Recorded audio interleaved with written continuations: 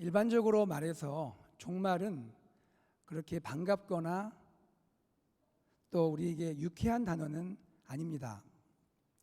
종말은 인생의 끝 혹은 세상의 끝을 의미하기 때문입니다. 하지만 개인이든 국가든 그 무엇이든 간에 역사적으로 이 종말을 피해간 사례가 없기에 종말이라는 주제는 아주 중요하고 진지하게 다뤄져야 할 주제라고 생각합니다. 복음서의 예수님의 행적을 살피면 이 점이 분명합니다. 예수님은 십자가 고난과 죽음을 앞두고 사랑하는 제자들과 깊은 심각한 대화를 나누시는데요. 그 대화의 주제가 종말에 대한 것이었습니다. 마태복음 경우 26장과 27장은 예수님의 고난과 죽으심에 대해서 기술하고 있는데요. 바로 그 앞에 있는 24장과 25장은 예수님의 그 종말에 대한 말씀을 기록하고 있습니다. 그러므로 우리 그리스도인은 그것이 우리 개인의 종말이든 혹은 세상의 종말이든 간에 우리가 종말에 대한 진지하고 건강한 관심을 가져야 되고 또 그에 합당한 우리 그리스도인의 삶을 준비하고 살아야 할 줄로 믿습니다. 오늘 새벽에는 특별히 마태복음 24장 말씀을 중심으로 세상의 종말에 관한 주님의 말씀을 나누고자 합니다. 먼저 세상의 종말의 특징을 생각해 보겠습니다. 세 가지로 생각하겠는데요. 첫째, 세상의 종말은 예수님의 재림과 연관됩니다. 세상의 종말은 예수님의 재림과 연관됩니다. 성경이 가르치는 종말은 단순한 끝, 단순한 마지막 이런 것이 아닙니다. 성경이 가르치는 종말은 그것이 두 가지의 의미를 갖고 있는데요.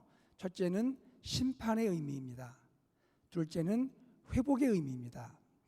다시 말하면 한 가지는 심판이고 또 한 가지는 새 창조입니다. New Creation이에요.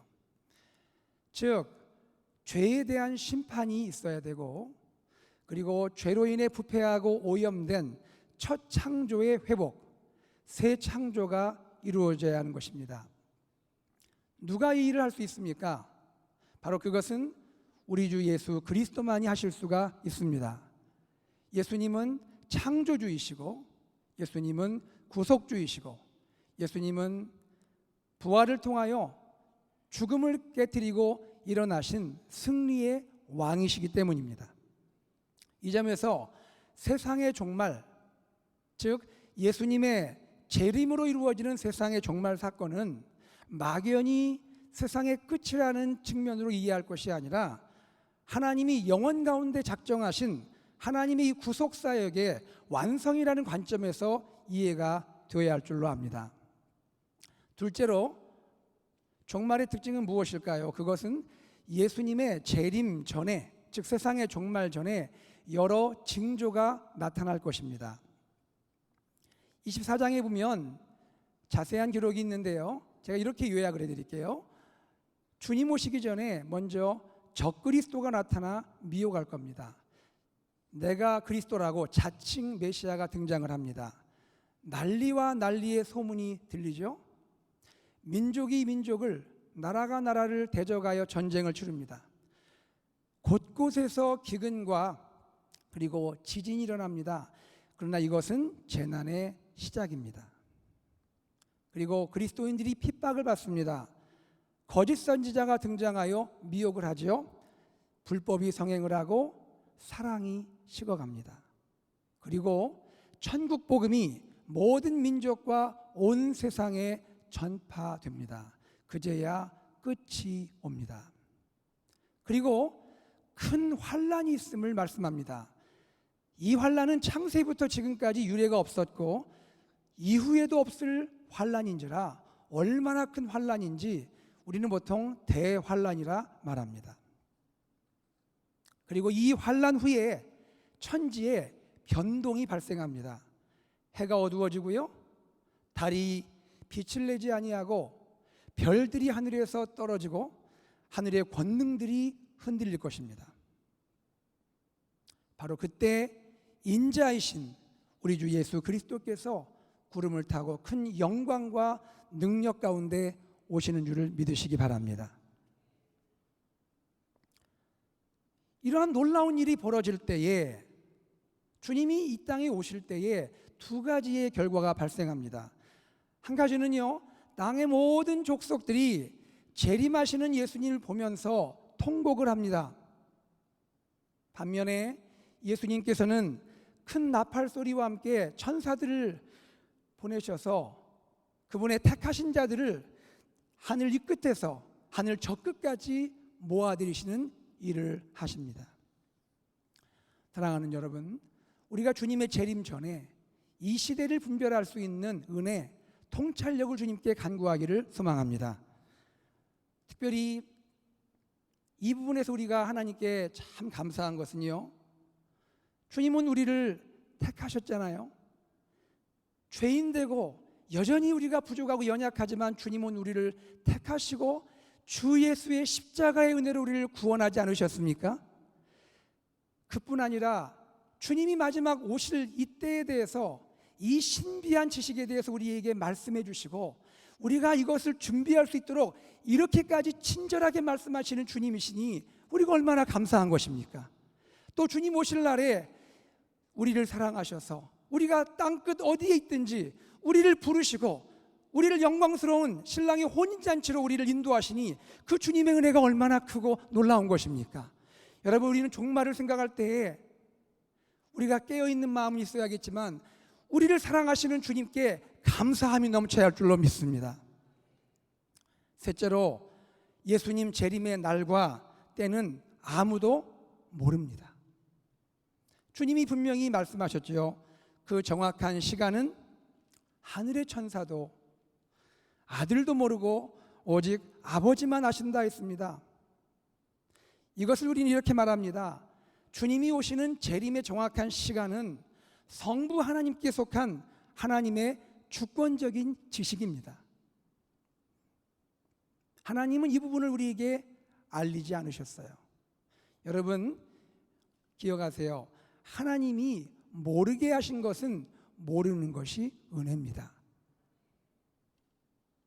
반대로 하나님께서 성경 계시를 통해서 우리가 알 수 있는, 아니 꼭 알아야 하는 그러한 지식도 있죠.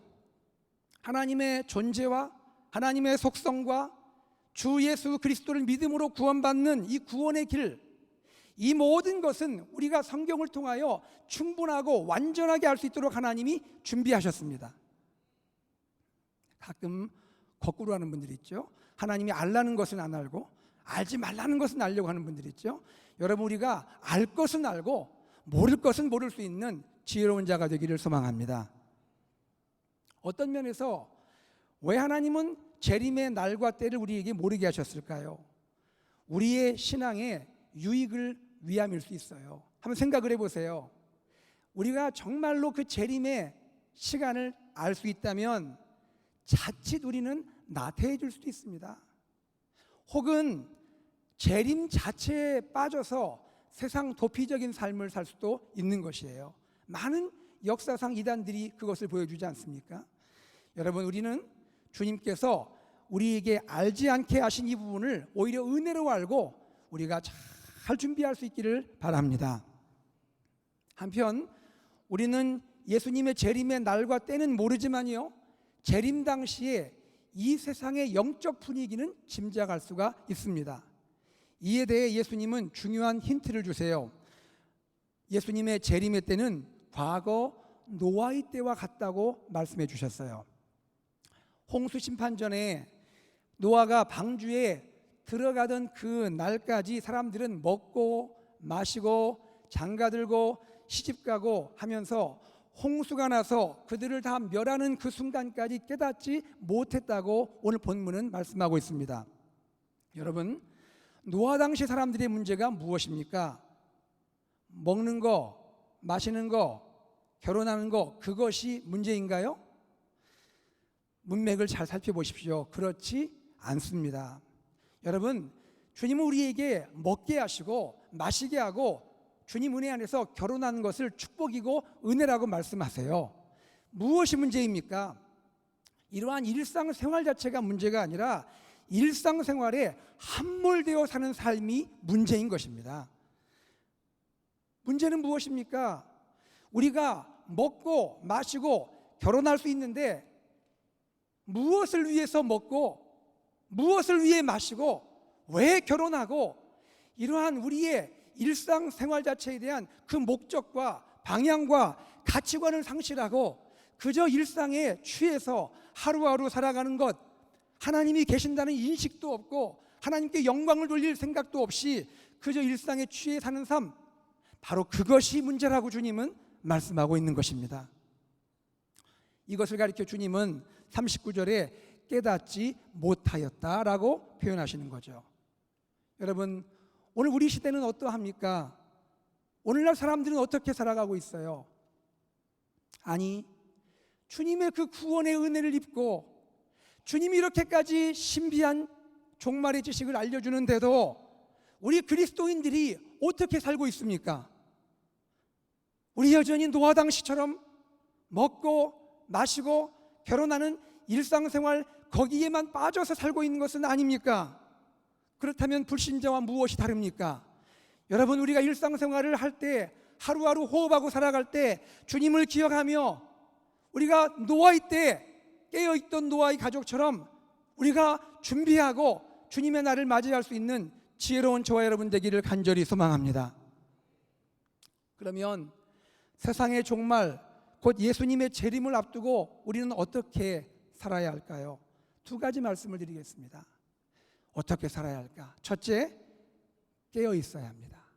다 같이 봅시다. 깨어 있어야 한다. 42절 말씀을 같이 읽죠. 시작. 그러므로 깨어 있으라.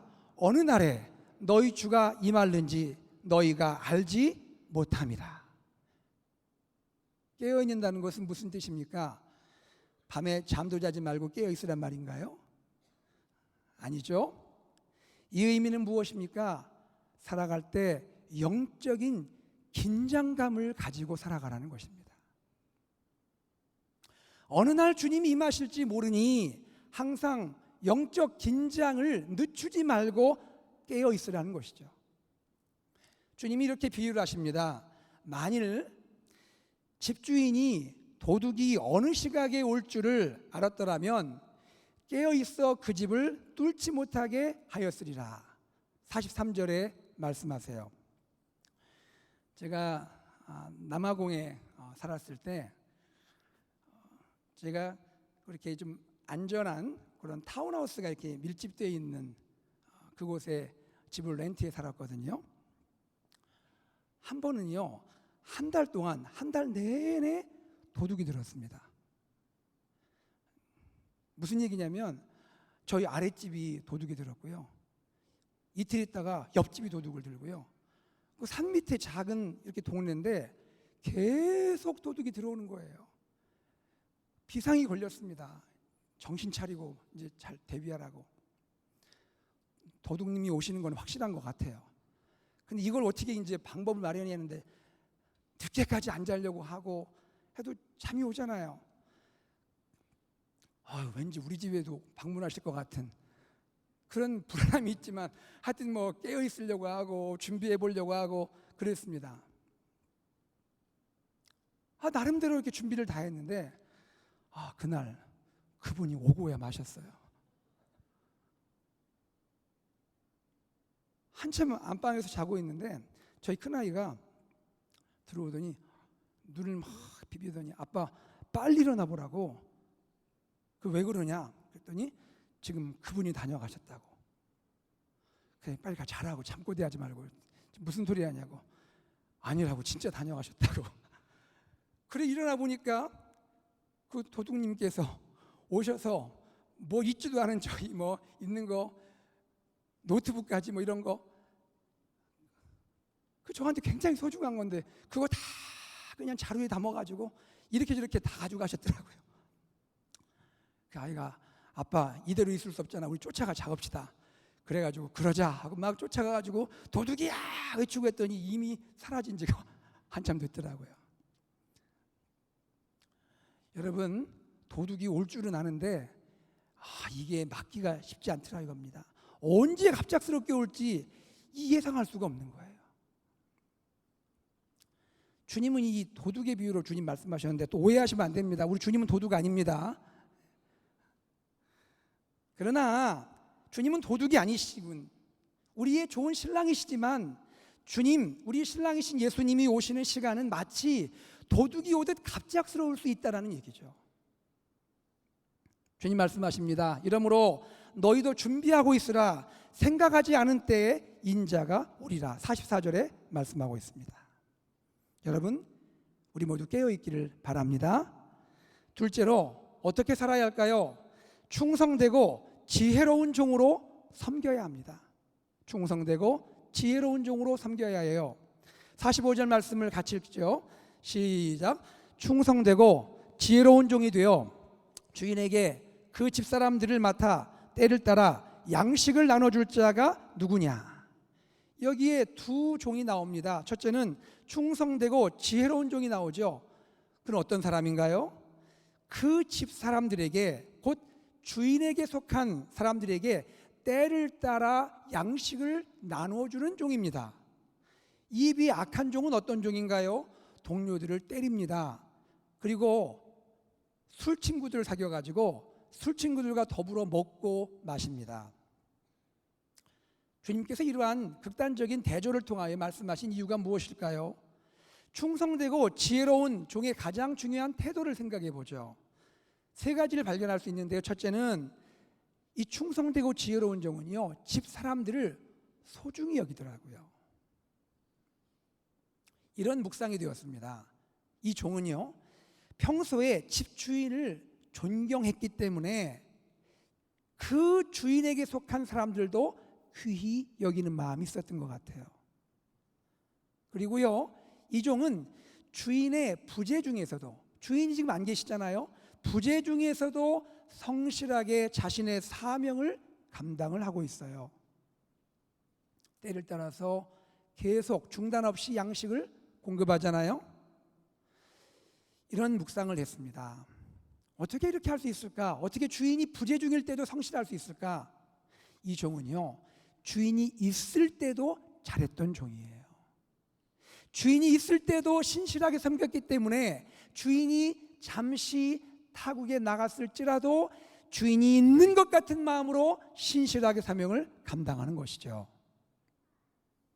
세 번째 중요한데요, 이 종은 주인이 언젠가 돌아올 것을 알고 있습니다. 무슨 얘기입니까? 나에게 맡겨진 것은 내 것이 아니라 주인의 것이라는 청지기 정신이 있고요, 또 언젠가는 주님이 오셔서 내가 주님 앞에 설 것이라는 종말론적인 생각, 종말론적인 삶을 살고 있는 것이죠. 이에 비해 악한 종은 어떤 태도입니까? 정반대입니다. 첫째, 그는 집사람들을 귀히 여기지 않아요. 제가 이렇게 생각을 했습니다. 왜 이 악한 종은 집사람들을 귀히 여기지 않았을까? 어쩌면요, 근본적으로는 이 종은 집주인을 존경하지 않는 사람일 수 있습니다. 집주인을 사실은 존경하지 않아요. 그러니까 집주인에게 속한 사람들도 귀히 여기지 않을 수 있는 것이죠. 그리고 주인의 부재 중에는 본인의 사명을 경시하든지 아니 심지어 업신여깁니다. 자기 중심적인 방탕한 삶을 살고 말죠. 내가 주인이 되어 살아요. 시간을 낭비합니다. 그런데 가장 큰 문제는 무엇입니까? 주인이 더디 올 줄로 알았다고 성경은 말합니다. 주인이 오실까? 에이, 뭐 오시더라도 더디 오겠지, 이런 생각을 했습니다. 이는 종말론적인 삶을 살지 않았다는 거예요. 주님이 언제든지 올 수 있고 내가 주님 앞에 설 수 있다는 것을 망각하고 있다는 것이죠. 특별히 때를 따라 양식을 나눠준다는 것은 무슨 뜻입니까? 이것은 주인이신 하나님을 생각해 봐요. 하나님께 속해 있는 사람들에게 생명의 양식을 먹이는 일을 말씀하지 않겠습니까?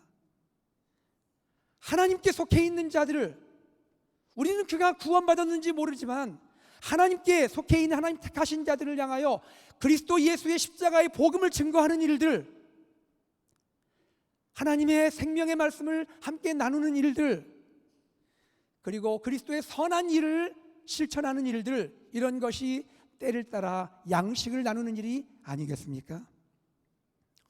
오늘 우리에게 적용할 수 있을 것 같아요. 복음 증거, 우리 이웃집에요, 그리고 직장 안에서, 그리고 학교의 친구들에게, 혹은 단기 선교를 통하여 주님이 택하신 영혼들에게 우리가 예수님이 얼마나 좋으신 분인지, 나 같은 자를 구원하신 이 주님의 좋은 사랑, 십자가의 놀라운 감격적인 이 사랑을 우리가 나눌 수 있는 일이 때를 따라 양식을 나눠주는 일이 아니겠냐 하는 것입니다.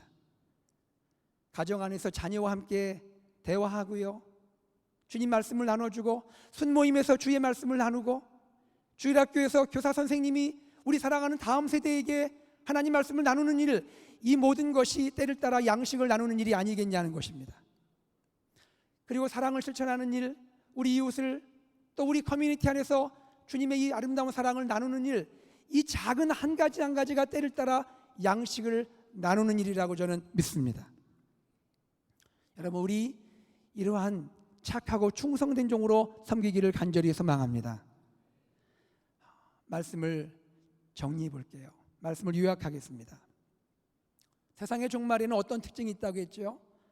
첫째, 세상의 종말은 예수님의 재림과 연관된다고 했습니다. 둘째로, 예수님의 재림 전에 여러 징조가 나타날 것이라고 말씀했죠. 셋째로, 재림의 날과 때는 아무도 모릅니다. 그러나 우리는 시대를 분별할 수가 있습니다. 종말의 때, 주님의 재림을 앞두고 우리는 어떻게 살아야 한다고 말씀했습니까? 두 가지입니다. 첫째, 깨어 있어야 합니다. 둘째, 충성되고 지혜로운 종으로 섬겨야 합니다. 여러분에게 생활 과제를 한번 나눌게요. 오늘 마태복음 24장 45절에 충성되고 지혜로운 종 이야기가 나오잖아요. 한번 같이 볼까요? 충성되고 지혜로운 종 되기. 오늘 한번 해보는 겁니다. 충성되고 지혜로운 종이 되는 겁니다. 때를 따라 양식 나눠준다고 했잖아요. 오늘 저녁 식탁에서요, 국을 드시든지 김치하고 드시든지, 저녁 식탁에서 가족과 함께, 특별히 자녀와 함께 신앙의 대화를 나눠주시는데요, 특별히 오늘 여러분 들으신 대로 세상의 종말에 어떠한 일이 일어날지, 예수님의 재림은 어떠한 상황 가운데 이루어질지를 잘 말씀해 주세요. 우리 자녀들도 알아야 돼요. 그리고요, 예수님의 재림을 앞두고 우리 그리스도인이 어떻게 살아야 할지, 아빠는 이렇게 살 거야, 엄마는 이렇게 살 거야, 우리 사랑하는 아들은 어떻게 살 거야, 우리 딸은 어떻게 살기 원해, 한번 대화를 나눠보십시오. 이것이 고난주간 그 중간에 있는 주님이 제자들에게 죽으시기 전에 굳이 세상의 종말에 대해서 말씀하신 주님의 말씀을 우리가 가족들과 나누는 충성되고 지혜로운 종의 삶의 실천일 수 있을 줄로 믿습니다. 이런 가운데 풍성한 나눔이 있으면 또 소개해 주세요. 주님 말씀하셨죠. 마태복음 28장 19절 20절에서 그러므로 너희는 가서 모든 족속을 제자로 삼아 아버지와 아들과 성령의 이름으로 세례를 베풀고 내가 너희에게 분부한 모든 것을 가르쳐 지키게 하라 말씀하시지 않습니까? 주님이 분부한 모든 것이 무엇입니까? 산상수훈의 말씀도 해당되지만 죽으시기 전에 하신 세상의 종말과 재림을 준비하는 이 삶에 대해서 분부하지 않으셨습니까? 이 말씀을 사랑하는 자녀와 나눠야 할 줄로 믿습니다. 깨어있도록 하셔야 합니다. 이 시대 가운데 우리 자녀들이 깨어있도록 여러분 잘 양육하시는 귀한 부모님들 되기를 주의 이름으로 축복합니다.